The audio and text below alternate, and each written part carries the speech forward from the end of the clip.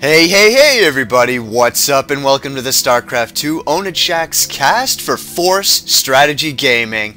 My name is David and I'm going to be commentating a little Protoss versus Terran for you here today, and it is going to be between the players PwRelfi, the Finnish player, the Protoss, blue up here at the top position of Metalopolis.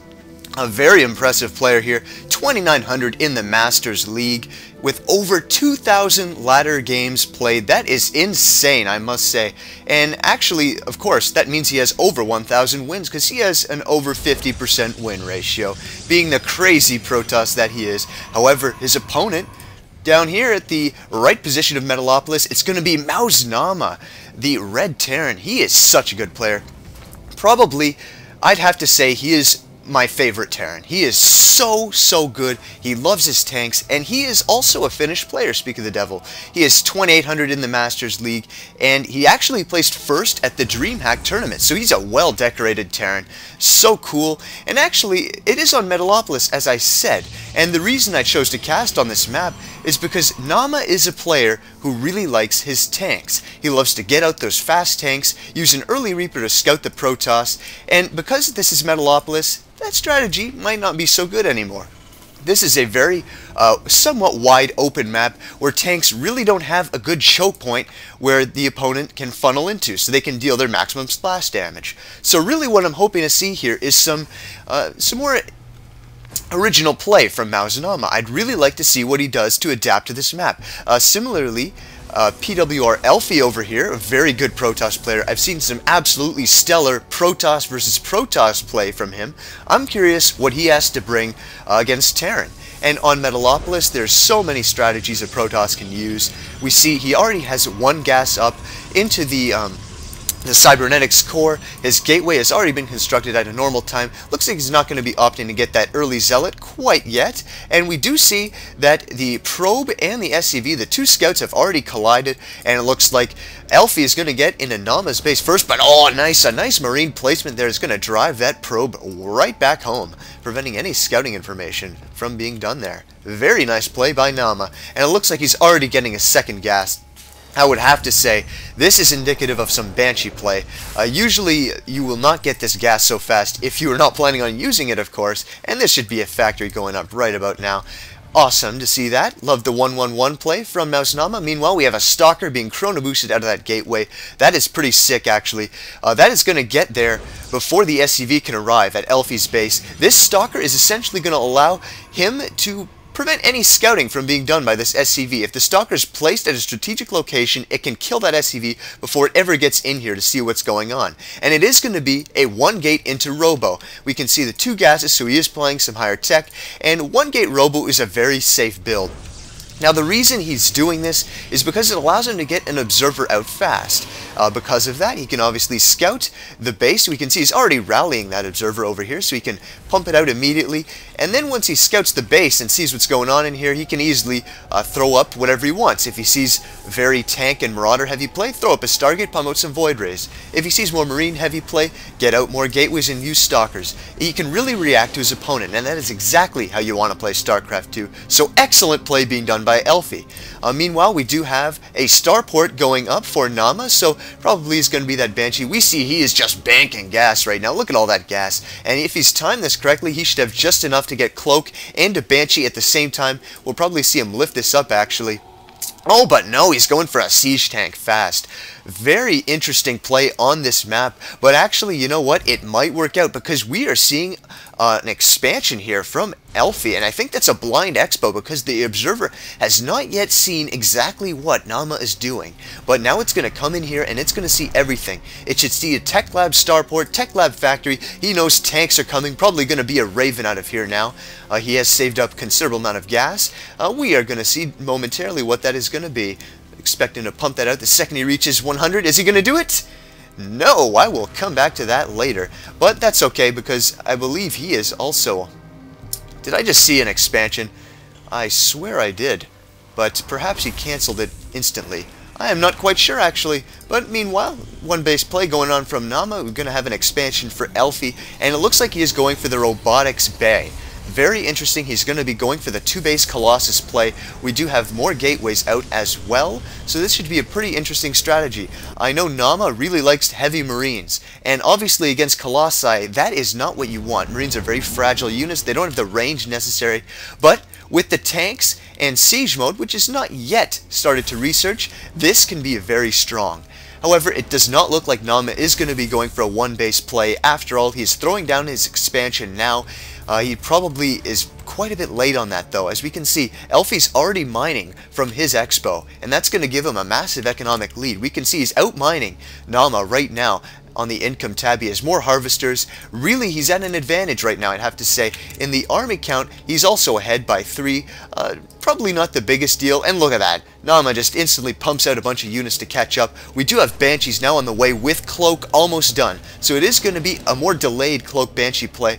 Obviously, because our good friend Elfi over here got his robotics facility out so fast like a smart StarCraft player, he's going to be defended against Cloak with his extra observers. If we look at the unit station, he only has 1 right now, but he should easily be able to pump out another one when he gets wind of that Banshee. And look, the observer's already coming home to defend against that because he has seen it. Ooh, is that Isaac Clarke on there? I really think that is, folks, but I could be wrong. Anyways, the expansion is now floating over for Naama right now. His tanks are out. He's getting a nice healthy unit mixture. Banshees are actually fairly good against Colossi, believe it or not. You just need to be wary of the Stalkers, of course. We see this Banshee did try to do some damage, got a few kills, but was quickly repelled by that Observer.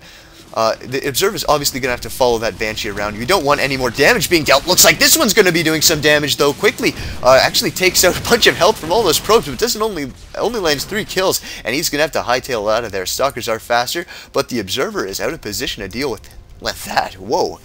Voice is doing weird things right now, guys. It looks like the probes were all transferred as well. Very smart, because this Banshee is continuing to harass over here. It's now got 9 kills. Make that 10. Make that 11. This Banshee has more than paid for itself, and it still lives. That's one sick pilot right there. I'd be paying her some time and a half for the work she's doing. That is pretty crazy. And now looks like Naama's going to be getting his expo nice and saturated. Calls down a mule. Getting double orbital always helps to saturate a Terran's economy. And it looks like his transition is going to be into more barracks heavy play. We have Stim on the way. Meanwhile, 2 Colossi decide they want to roast a few Marines at the Xel'Naga Watchtower. Quite interesting to see that vengeful display of bloodthirst. Now we have the Observer here with a few Stalkers. This is excellent, I have to say. By producing this Banshee, you really are forcing the army of the Protoss to be split up. This allows you to do some pretty sick timing pushes where they might be a little out of position. And obviously Colossi, not the most mobile unit in the book. This has to be the best thing that Naama could do right now. And it looks like he does have an Observer in position here. Even these 2 sentries could take that out. And it looks like, oh wow, they do. Oh man, that was actually pretty funny to see. Who got the kill? This guy did. Congratulations, Mr. Sentry. And so it looks like actually, because of that Banshee scout, he obviously saw the Colossi. And as a result, he's going to be throwing that reactor onto his starport, going to be double pumping out the Vikings. Very important versus Colossi. You either need double pump Vikings or mech, and obviously mech is not going to be an option at this point because of all these barracks, and also because of the supply block. A little unimpressive there to see supply block, but 2 supply depots should rectify that situation quite soon. We do have more Banshee harass. He does manage to save those 2 though. They didn't get to do anything really though. All these Stalkers here are doing a great job of repelling those Banshees, but when this strong push comes, I do think that if these Stalkers are out of position, it could be very bad. In fact, he might actually want to hit the Terran player first. Colossi are very, very excellent versus Terran when they're on the offensive. If they're caught out of position with Stalkers back here, not going to be too great, but the Vikings are actually going to get some free shots off on the Colossi, and they might even take this one out. Oh, but the Stalkers do come in, and they do manage to take out a few Vikings before that Colossus goes down, and a couple of SCVs are there, and I don't think there's an Observer here. Oh, brutal. These Banshees are going to be able to lay waste to these units. Without an Observer here, they can do sick amounts of damage. They're already taking out these expensive sentries. Might have wanted to target down that Colossi, but no. Instead going for those ground forces, and now we have an iced air force here from Naama. Meanwhile, Marauders and Marines are being pumped out. Another Nexus is going down for Elfi, but it's spotted by this Marine. Nice to see. And now he's pushing out. He does have Siege Mode researched, so he should do very well to probably contain this Protoss player if he can manage to siege up here. A few bunkers and turrets to deal with Colossi. Turrets can shoot Colossi, believe it or not.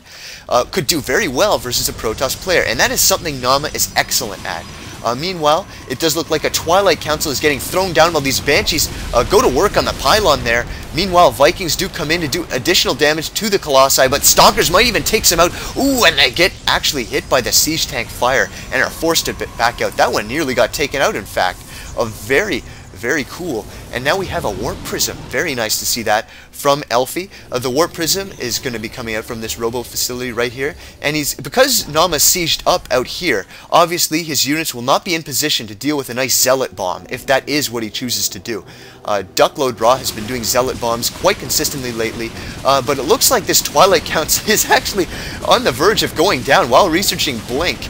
That could be absolutely devastating, and these Stalkers are getting blocked by their own production facilities, and the tanks should actually prevent them from dealing with these Banshees. This is absolutely stellar play, and there it goes, the Twilight Council goes down, preventing these Stalkers from getting that critical Blink upgrade.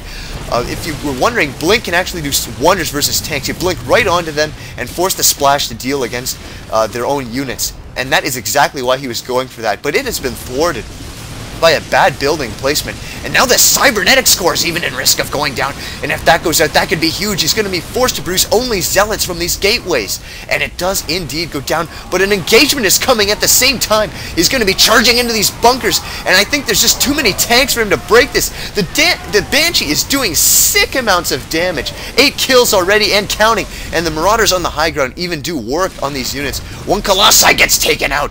That is absolutely huge. The Colossus number is so important to have. You need those high, or these tanks can do sick amounts of damage to the rest of your units. And now, oh wow, the drop in the main of those zealots is doing terrible damage even. More are being warped in, but oh, wow, a sick reaction time from Naama actually allows him to get some infantry there and deal with those, but tons of SCVs got taken out. Look, only a few mining, and actually he managed to transfer a considerable amount as well, so that was extremely good play. But it looks like the final engagement might be coming extremely soon. We have 3 Colossi versus all these units, and actually the Colossi are in a great position, taking shelter behind these warp gates. Should do very well, but the Marauders stim up. They're going to possibly take that one out. Oh, and it doesn't go down, but the other one does. Oh, they both get killed as one Marauder escapes with a mere 20 HP, going to get healed up by that medevac. I have to say the advantage is definitely going to Naama right now. He has got superior production capabilities. He even managed to cancel that Nexus over there, probably with a few Marines. The Banshee is still doing damage over here. I don't know where the observers are. I don't think there are any. He's purely relying on these photon cannons to provide some spotting of these Banshees, and I don't even think he can see that one. Nope, it's just outside the range. Another photon cannon is going to be warped in there, though, to hopefully deal with that for Elfi. Elfi is really feeling the heat right now as these siege tanks are encroaching on his position further and further, and if this oh my god, he has 2 Colossi queued up right in there, and if this goes down before they come out, that could be huge. That is 600 minerals and 400 gas. He's going to lose. Oh, and he doesn't even cancel them. He loses so much minerals right there. Actually, you know what? I'd say it's pretty much game anyways, because he has no more production facilities anymore. The damage is just being dealt on all fronts here. We see another Nexus going up just as he GG's. Wow, that was some impressive play from Naama. I don't think there was one decisive moment in this battle. It was just onslaught from all sides, back and forth. Banshee harassed, did sick damage, so did the Warp Prism drop, but in the end, he just could not break Naama's siege tank line, and that is why Elfi lost. So I really hope you enjoyed this game, guys, and thank you so much for Force for letting me cast this for Force Strategy Gaming. If you are interested in seeing more of my commentaries, just go check out my channel. It's called the SC2 Ownage Shack, and a link should be in the description. So thanks a lot, guys, for tuning in, and I hope to see you again for another Daily Dose of Ownage.